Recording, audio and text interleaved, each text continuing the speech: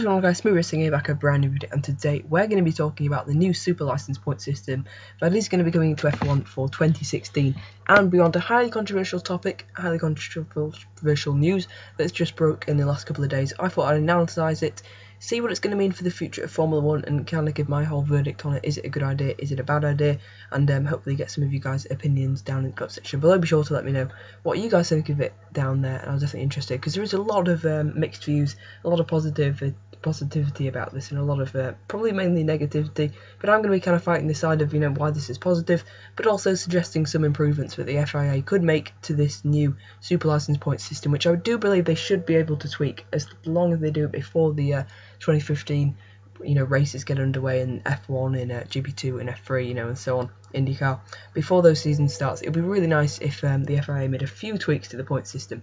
But anyway then, from 2016, drivers must have accumulated 40 points over the 3-year period, with points allocations based on which other motorsport series they have participated in and the level of results they achieved. So basically then, these 40 points are made up by the FIA, so they're not actually World Championship points. So if you score 40 points in GP2, it doesn't mean you're eligible for F1. These are actually points that you gain from finishing high up in the championship. If you win this future FIA F2 championship, which is, I suppose, is probably going to start in 2016, maybe 2017, you get 60 points. If you win the GB2, it's 50. For the F3 and FIA WEC LMP1 only, it's 40. Also with the IndyCar, it's also 40. You get 30 points for winning the GB3 or the Formula Renault 3.5. You get 20 for the Japanese Super Formula, the National FIA Certified F4 Championships, the National F3 Championships, and the Formula Renault Euro Cup Alps or NHC. You get 10, 10 and 5 points respectively for each of those for winning those. And if you come second, third, fourth, fifth, so on, you'll score some points, especially in the higher up ones like GP2. I imagine, I'm not sure how many people in the championship will score points, but basically you need 40 of these points to be eligible for F1, and these have to be accumulated in the past 3 years. If you've been racing for 5 years, all that counts are your last 3 years racing. Even if you didn't race in 1 year, that still counts, of course, just a big fat 0. And it doesn't matter if you've done really well 4 years ago, none of that's going to count. It's all about what you've done in the past 3 years, which is going to be from 2016 onwards, 2013, 2014 and 2015. So that just proves how crucial next year in terms of the Junior Formula is going to be for everybody hoping to get into Formula 1. It's going to make it a lot easier for the GB2 Championship champion to get into F1, because a lot of his competition won't actually be eligible for F1, while he of course would have scored 50 points in the by winning the GB2 Championship. They'll be eligible and definitely one of the obvious choices for the future, for the F1 teams looking for a future F1 driver. Of course, we've also got this FIA F2 then. No details at all about this. All it says is just future FIA F2. We're not sure what this means. It's definitely, of course, going to be a future championship. We don't know when it's going to start. Will it be 5 years? Will it be 3 years? Will it be in 10 years' time? What's the format of this going to be? How are the cars going to be?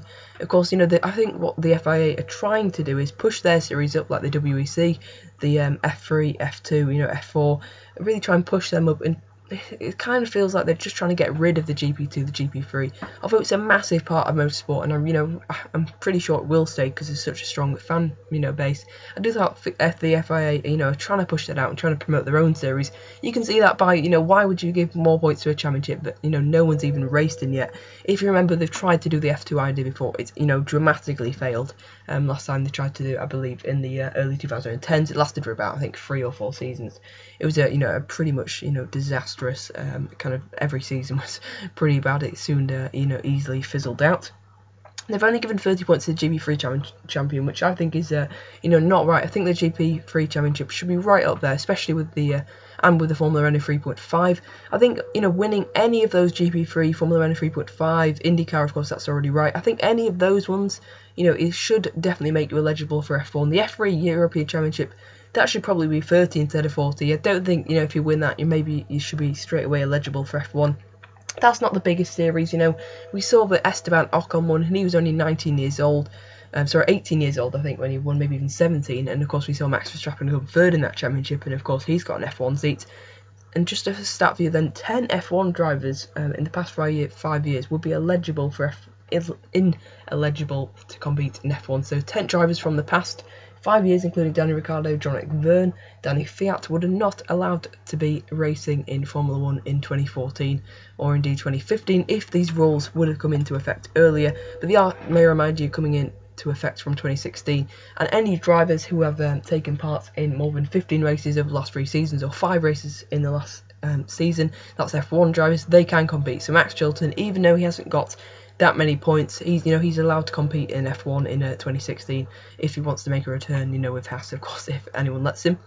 So we look at the top then of the points tally for those who have accumulated points over the past 3 seasons. I do remind you that this list will include 2012 results, which of course won't be effective. But let's just presume that was a 2015 team looking for drivers and who would be eligible under these new rules. Top of the list is Andre Lotterer then, with 132 points, 32 points ahead of his next rival, which is actually 3 of his WRC competitors. Then you get to Will Power, Scott Dixon, then Rafael Marcelo is the first GP2 driver, or basically the first non-WEC or IndyCar driver, with 74 points, so he's definitely going to be, a hot prospect. He'll be eligible. I can definitely see Ferrari, or maybe Formula Haas F1, whatever you want to call them, employing him in the future. Van Dorn's eligible. Sebastian Buemi, of course, already raced in F1, but of course that wasn't in 2011, so he's actually, had he not scored these points for WEC, he would not be allowed to return. So there's actually, a few people, but would not be allowed to return. Those, of course, left before 2012 and before. So people like Narain Kaltakayan, they won't be allowed to come back. Not that they probably would. Karun Chandok, Jarno Trulli, Rubens Barrichello, I don't think would be allowed to return anyway.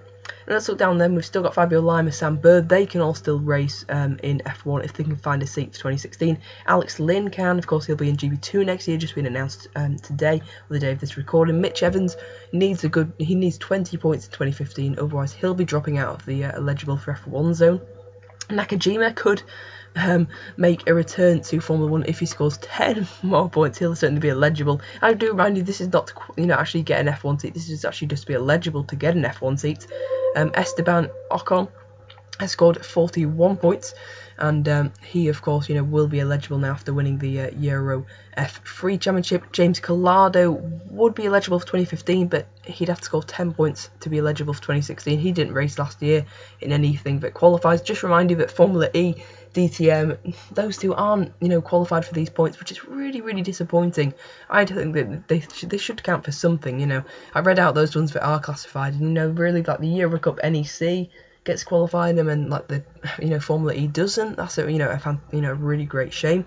Daniel Jundekeller, a lot of people tipping him for a seat at Force India, but he'd actually be eligible, and with him not racing in any competitive series as we know of for 2015, he won't be able to move up to Force India if the a seat came available. So I think a few people might have to change their predictions for that. Carlos Sainz Jr. actually wouldn't be allowed to race in 2016 if he doesn't do anything in 2015, but of course we already know he's got a Toro Rosso seat. We look down then, Kevin Magnussen, of course, he's eligible because of his F1 series. Pierre Gasly needs to get 15 points if he wants to race in F1. So this just massively changes up everything. When you look at the list, I'll leave, shouldn't be leaving a link to this list in the description below. But you look at it, and there's hardly any drivers who actually would want to compete in F1. I'm kind of excluding the IndyCar and WEC drivers. So, it's going to massively change up the field. But you look at those drivers, and they're definitely the top quality drivers. They're some of the best drivers we've seen come up through the feeder series. And, that's a fantastic thing. We're not going to be seeing any more paid drivers, any new paid drivers coming in after 2016. Those ones that haven't been in F1 anymore because Ericsson or Chilton. But, we're not going to see any future Ericsson or Chiltons, people like that. We're just going to see people enter F1 on talent, on how they've done it in the junior formulas. This is, fantastic for the future F1 in that respect. My only problem with it is the points they've awarded. I think winning a championship like the F3, is probably not going to be, should really allow you into Formula 1. If that is, then surely the GB3 Championship should be on the same level as an F3 Championship. GB3, got to be probably more competitive. So, I think a few of the points tallies need adjusting, and but I think, apart from that, it's a really great idea. I think the points aren't too bad, but they could do with some tweaking out. I like the 40-point barrier. I think that's pretty good. Just increase the GB3 and I'll probably be happy, and I think that'll be, a perfect way of rooting out paid drivers. You know, we complain a lot about the FIA don't do anything, but they've taken action now. So, you know, how can we really complain? I suppose this is what many people were asking for the end of paid drivers. But let me know then your guys' opinion in the comment section below. I'm, you know, happy for this new super license to come in, just if they made a couple of tweaks with the, you know, kind of points tallies. That would be really good. Let me know, guys, do you guys want to see it? Any changes you would make, or would you just rather just have it with the system they have now? Anyone can race with any talent, any budget. But or if you find another way to stop paid drivers or stop young drivers coming into the sport, then let me know. As for racing then, I'll see you guys next time. Goodbye.